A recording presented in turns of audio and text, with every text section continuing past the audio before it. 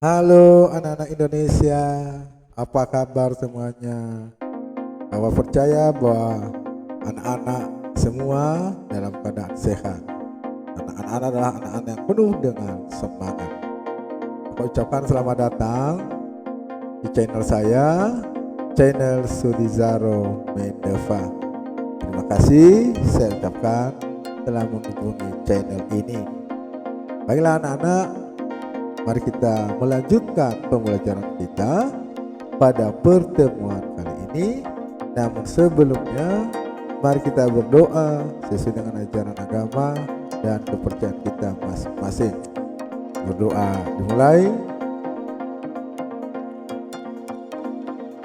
Berdoa selesai. Hari ini kita belajar mata pelajaran tematik, yaitu tema 1, pertumbuhan dan perkembangan makhluk hidup di kelas 3, subtema ciri-ciri makhluk hidup, pembelajaran yang kedua. Jadi anak-anakku sekalian, sebelum pelajaran ini tentu ada pembelajaran 1. Jadi anak-anak silakan dulu mengklik videonya di pembelajaran 1, gunanya untuk agar tetap pembelajaran kita ini berkesinambungan. Oke, mari kita mulai dengan penuh semangat dan sukacita. Kamu telah mengetahui ciri-ciri makhluk hidup. Tentu anak-anak sudah mengetahui kemarin ya, salah satunya bernapas, ya, makan, ya, dan lain-lain. Nah, kita akan melanjutkan sekarang pembelajaran kita yang kemarin. Ciri-ciri makhluk hidup. Ini Bapak ingatkan kembali kita. Yang pertama, makhluk hidup itu bernafas. Yang kedua, makhluk hidup itu bergerak. Yang ketiga, makhluk hidup itu bertumbuh dan berkembang. Yang keempat, makhluk hidup itu membutuhkan makan dan minum. Sedangkan yang kelima, makhluk hidup itu berkembang biak. Dan keenam, makhluk hidup itu peka terhadap rangsang. Jadi anak-anak ini harus diingat ya, apa itu ciri-ciri makhluk hidup. Makhluk hidup dapat bergerak dengan cara yang berbeda. Manusia berjalan menggunakan kaki, ikan berenang dengan sirip, sedangkan cicak merayap di dinding. Nah, seperti yang anak-anak lihat di sini, ini kan manusia bergerak dengan menggunakan kaki, ya. Sedangkan cicak dia menggunakan apa tadi? Ya, merayap di dinding. Dia menggunakan kaki dan tangan, ya. Sedangkan ikan dia berenang menggunakan sirip di air. Jadi kalau ikan tidak mungkin dia bisa berenang di darat ya. Nah, itu anak-anak ya. Cara bergerak hewan. Hewan yang bergerak dengan berjalan dan berlari seperti harimau, ya, kucing, sapi, ayam, angsa, kuda, dan juga gajah. Jadi hewan itu bergerak, berjalan, ataupun berlari.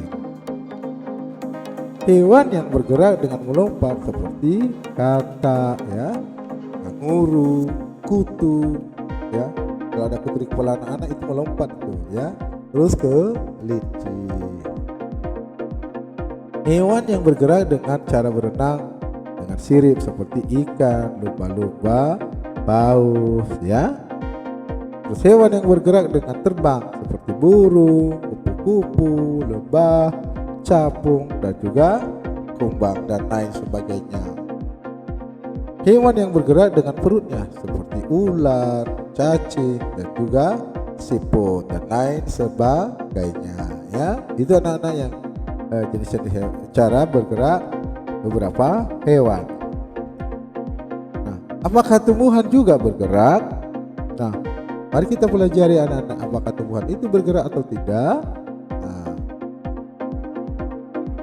ternyata anak-anak tumbuhan itu bergerak. Nah, bagaimana cara tumbuhan bergerak? Mari kita pelajari cara tumbuhan bergerak. Bagaimana gerakan yang dilakukan tumbuhan? Jika kamu perhatikan, pucuk tumbuhan umumnya akan bergerak menuju ke arah datangnya sinar matahari anak-anak. Nah itu, seperti itu salah satunya ya. Contoh bagaimana cara tumbuhan bergerak, ia selalu menuju ke arah datangnya sinar matahari. Gerakan tersebut bertujuan untuk memperoleh sinar matahari dan juga untuk melindungi diri dari musuh. Pernahkah kamu menyentuh daun putri malu? Anak pernah belum? Ya, kalau belum ya silakan nanti dicari putri malu anaknya, tapi dengan pengawasan orang tua atau orang-orang dewasa yang ada di sekitarmu. Daun putri malu akan segera mengatup jika disentuh, seperti pada gambar ya. Jadi putri malu ini kalau disentuh dia mengatup seperti begini anak-anak, atau jika udara di sekitarnya dingin seperti pada malam hari. Nah, kalau dingin dia langsung mengatup seperti ini ya. Nah itu salah satu cara tumbuhan bergerak. Tumbuhan menggerakkan tubuhnya dengan lambat. Batang bergerak menuju sinar matahari. Akar bergerak ke dalam tanah untuk mencari makanan. Batang tumbuhan tertentu bisa berjalan seperti kacang-kacangan ya. Kacang-kacangan itu seperti kacang panjang ya, seperti juga mentimun ya, anggur dan juga sirih. Itu beberapa bagaimana cara tumbuhan bergerak. Makhluk hidup dapat bernafas. Alat pernafasan makhluk hidup berbeda-beda anak-anak. Manusia bernafas dengan paru-paru, ikan bernafas dengan insang, hewan menyusui seperti kucing dan kambing bernafas dengan paru-paru, sedangkan cacing bernafas menggunakan permukaan kulitnya ya. Nah itu tadi anak ini tadi ya, kalau manusia itu bernafas menggunakan paru-parunya dan hewan menggunakan insangnya ya. Itu anak-anak ya. Kita lanjut. Apakah tumbuhan juga bernafas? Bagaimana menurut anak-anak? Bernafas enggak tumbuhan itu? Nah, mari kita coba lihat penjelasannya. Tumbuhan juga mempunyai alat pernapasan anak-anak. Udara masuk ke dalam tumbuhan melalui permukaan bawah daun, akar, dan batang. Alat pernapasan pada permukaan daun disebut stomata atau mulut daun. Memang anak-anak dengan kasat mata atau dengan langsung kita lihat tidak nampak, tapi menggunakan alat seperti mikroskop mungkin bisa terlihat ya. Itu anak-anaknya. Apalagi nama alat pernapasan pada hewan selain insang dan ikan? Sebutkan. Apalagi ya alat pernapasan?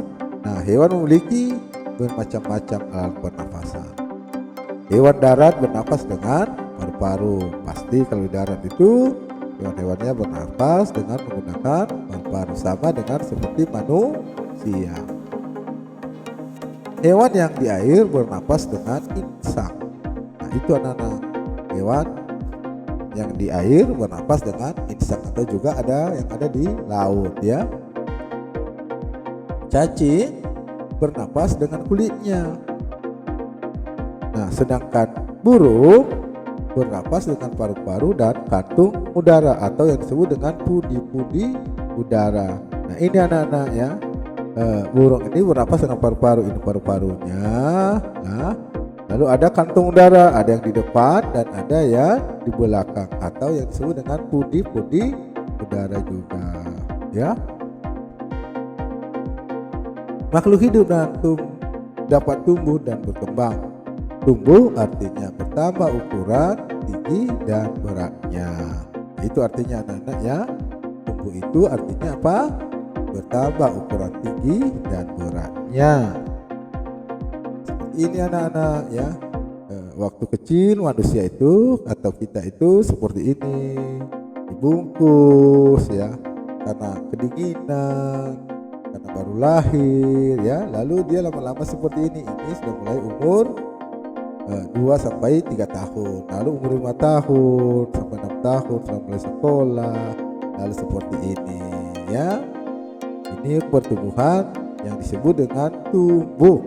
Sama juga dengan anak ayam, dia baru keluar dari cangkangnya, lalu seperti ini, lalu jadi muda, lalu menjadi ayam yang dewasa ya. Di sini ayam jantan ya.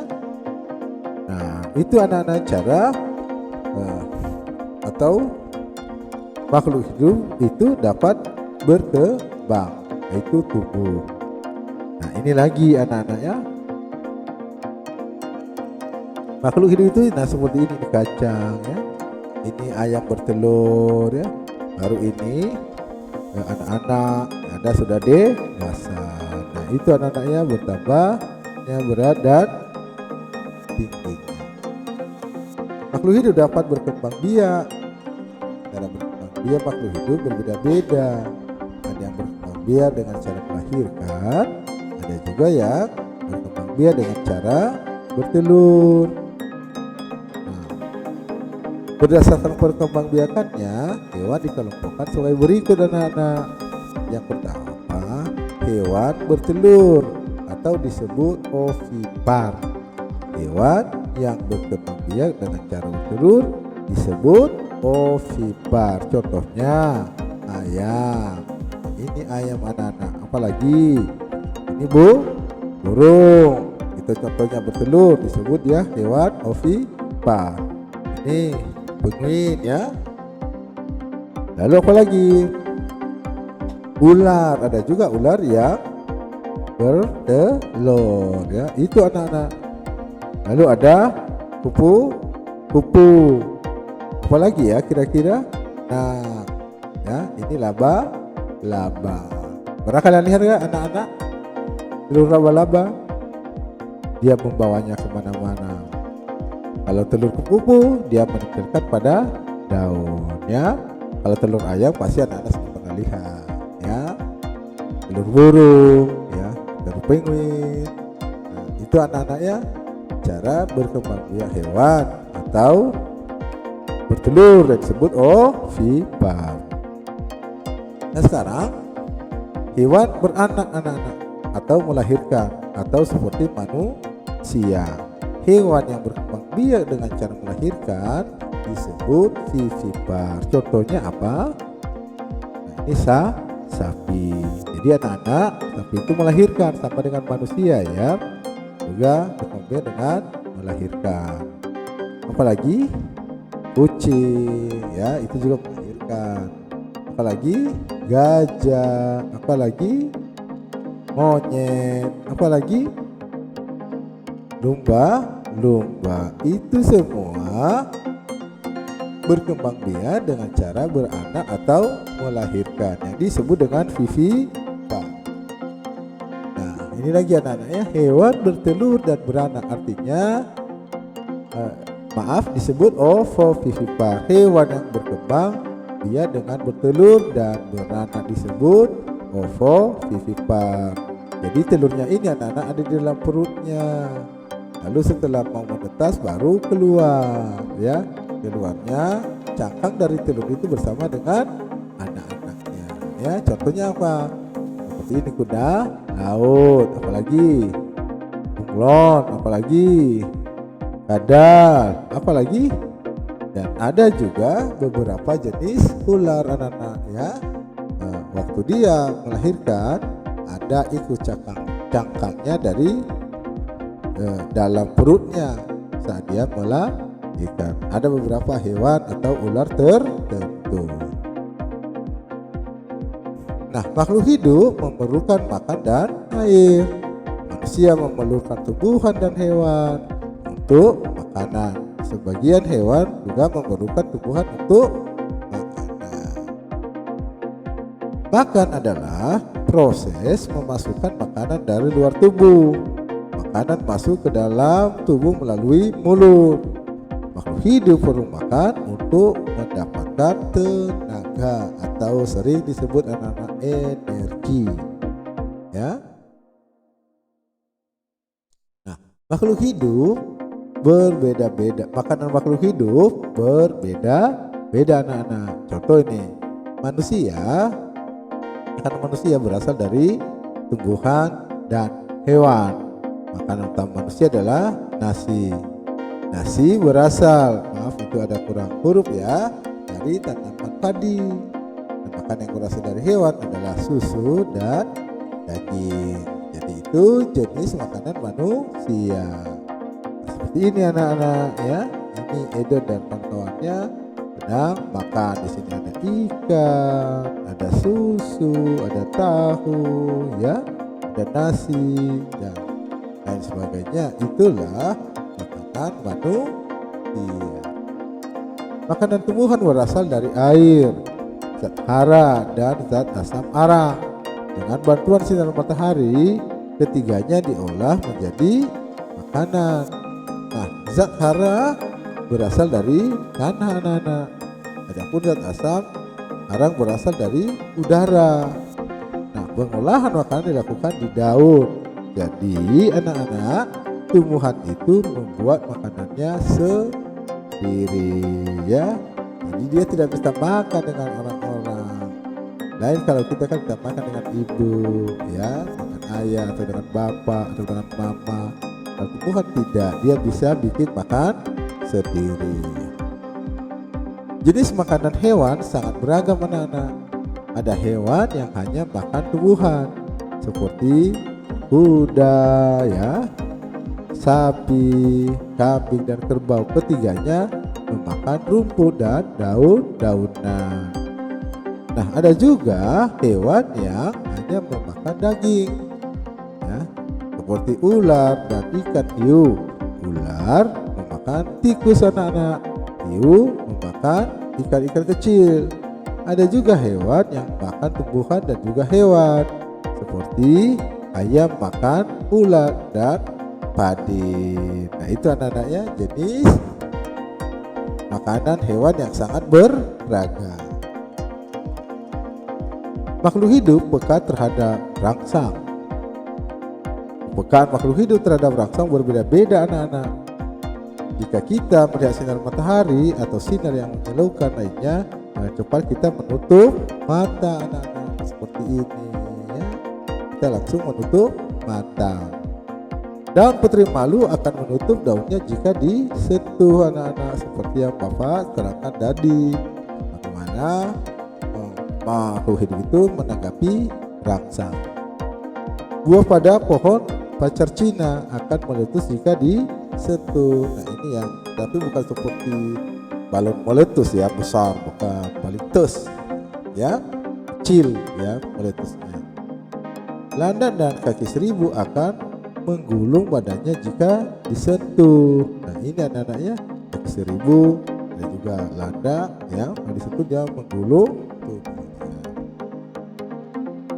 Nah, buatlah kalimat berdasarkan kata-kata berikut anak-anak: berkembang biak, makan, tumbuh, bernafas dan bergerak. Nah, sekarang Bapak coba bantu ya anak-anak ya. Berkembang biak. Ayam berkembang biak dengan cara bertelur atau bersifar. Itu sudah satu kalimat anak-anak ya. Semua makhluk hidup memerlukan makanan. Nah, itu sudah satu kalimat, ada katanya makanan. Terus tumbuh artinya bertambah ukuran tinggi dan beratnya. Terus apa lagi? Burung bernapas dengan paru-paru dan pundi-pundi udara atau kantong udara tadi ya. Terus bergerak.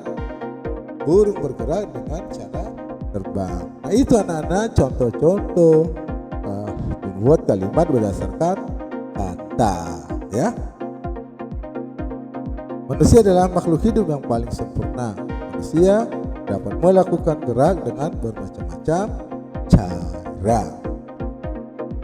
Perhatikan gambar berikut, ikuti berbagai gerak berjalan dan berlari seperti pada gambar. Gambar 1 berjalan ke samping kiri, gambar 2 berjalan ke samping kanan, gambar 3 itu berjalan ke depan, sedangkan gambar 4 berjalan ke belakang. Anak-anak bisa lakukan gerakan ini saat berolahraga bersama guru olahragamu. Nah, berlari ke depan, gambar 5, begitu caranya berlari ke depan. Lalu ke-6 berlari ke belakang, lalu berlari ke samping kanan, dan yang ke-8 berlari ke samping kiri. Nah, ini anak-anak nanti ya belajar berlari ya bersama guru olahraga. 9 berlari berbelok-belok dan membentuk lingkaran. Anak-anak pada pinter kan semua berlari seperti ini? Apa? Percaya kalian sudah pada pinter. Coba diulangi kembali ya. Lalu cobalah melakukan gerakan gabungan antara lari, jalan, dan berlari seperti gambar berikut anak-anak. Nah, ini anak-anak ada gambar ya. Mereka itu siswa-siswa sedang berlari. Buatlah kelompok yang terdiri dari 5 siswa. Jadi kalian bisa buat kelompok nanti anak-anaknya ikuti tahapan kegiatan seperti berikut ini. 1. Buatlah barisan di depan garis awal ya, garis start ya, di sini ya. Lalu ini finish ya, garis start atau garis awal. Kegiatan pertama adalah berjalan maju dari garis start menuju garis finish. Nah, berikutnya siswa berjalan mundur dari garis finish balik ke menuju garis start, tapi mundur anak ya, mundur. Hati-hati di sini kalau mundur, karena tidak nampak apa yang ada di belakang ya. Kegiatan kedua adalah berlari maju dari garis start menuju garis finish. Dilanjutkan dengan berlari mundur dari garis finish menuju garis start. Itu anak-anak cara menggabungkan gerakan gabungan antara jalan dan berlari ya. Kekuatan kaki menjadi faktor utama keberhasilan dalam kegiatan perlombaan kombinasi gerak, berjalan, dan berlari. Dalam setiap perlombaan selalu ada yang menang dan ada yang kalah namanya. Maka pemenang harus bersyukur dan tidak boleh sombong. Sebaliknya yang kalah tidak boleh berkecil hati. Terus berusaha agar suatu saat nanti kita juga atau Anda juga menjadi pemenang. Hore ya. Nah, bersyukur pada Tuhan. Nah, ini merupakan kewajiban kita anak-anak, harus bersyukur kepada Tuhan. Semua makhluk hidup yang ada di dunia ini adalah ciptaan Tuhan. Keragaman cara bergerak makhluk hidup juga karena kekuasaan Tuhan. Semua itu adalah karunia Tuhan yang harus disyukuri. Menjaga kesehatan tubuh merupakan salah satu cara mensyukuri karunia Tuhan. Menghargai kemampuan teman yang lain juga merupakan bagian dari sikap syukur kepada Tuhan. Bersyukur kepada Tuhan termasuk pengamalan sila pertama Pancasila, yaitu ketuhanan yang Maha Esa. Sila pertama berbunyi ketuhanan yang Maha Esa. Lambang sila pertama adalah bintang. Lambang ini menunjukkan bahwa bangsa Indonesia menyatakan kepercayaan dan ketakwaan terhadap Tuhan yang Maha Esa, taat terhadap perintah Tuhan, dilaksanakan dengan selalu menjalankan perintah Tuhan dengan baik. Selain itu juga harus saling menghargai kepercayaan orang lain anak-anaknya. Nah, di sini Bapak coba menjelaskan anak-anak tentang Pancasila. Nah, burung Garuda Pancasila adalah lambang negara kita. Jadi anak-anak di sekolah, di kantor, di kelasmu ada kan gambar seperti ini, gambar burung Garuda. Nah, ini anak-anak lambang negara kita, yaitu lambang negara kita, negara Indonesia. Indonesia. Nah, Pancasila ini adalah dasar negara Republik Indonesia. Nah, ini dalam ini ada Pancasilanya anak-anak ya. Nah, Pancasila itu berasal dari bahasa Sanskerta. Pancasila terdiri dari dua kata, yaitu panca artinya 5, sedangkan sila artinya dasar atau aturan. Nah, jadi Pancasila itu artinya 5 dasar atau 5 aturan. Nah, apa saja anak-anak dasar atau aturan itu yang menjadi dasar negara kita? Mari kita coba lihat anak-anak. Nah, ini tadi kan gambar negara kita itu burung Garuda Pancasila. Ada dinyanyikan Garuda Pancasila, akulah pendukungmu. Nah, ini yang dinyanyikan itu Pancasila ini, Garuda, burung Garuda. Nah, pertama anak-anak yaitu ketuhanan yang Maha Esa, berlambangkan bintang. Ini anak-anak ya. Baru yang kedua adalah kemanusiaan yang adil dan beradab, dilambangkan dengan rantai. Baru yang ketiga yaitu persatuan Indonesia ya, itu pohon beringin. Yang keempat adalah kerakyatan yang dipimpin oleh hikmat kebijaksanaan dan permusyawaratan perwakilan, itu kepala banteng. Dan yang kelima adalah kapasan padi, yaitu keadilan sosial bagi seluruh rakyat Indonesia. Nah, Anda sudah hafalkan Pancasila? Kalau upacara bendera selalu diucapkan setiap hari Senin, atau mungkin kalian ucapkan di dalam kelas baru mulai pembelajaran atau mau pulang ya. Jadi bilangi sama gurunya ya. Nah, demikian anak-anak pembelajaran kita pada hari ini. Mata pelajaran tematik tema 1, pertumbuhan dan perkembangan makhluk hidup di kelas 3 SD, subtema 1, ciri-ciri makhluk hidup, pembelajaran yang kedua.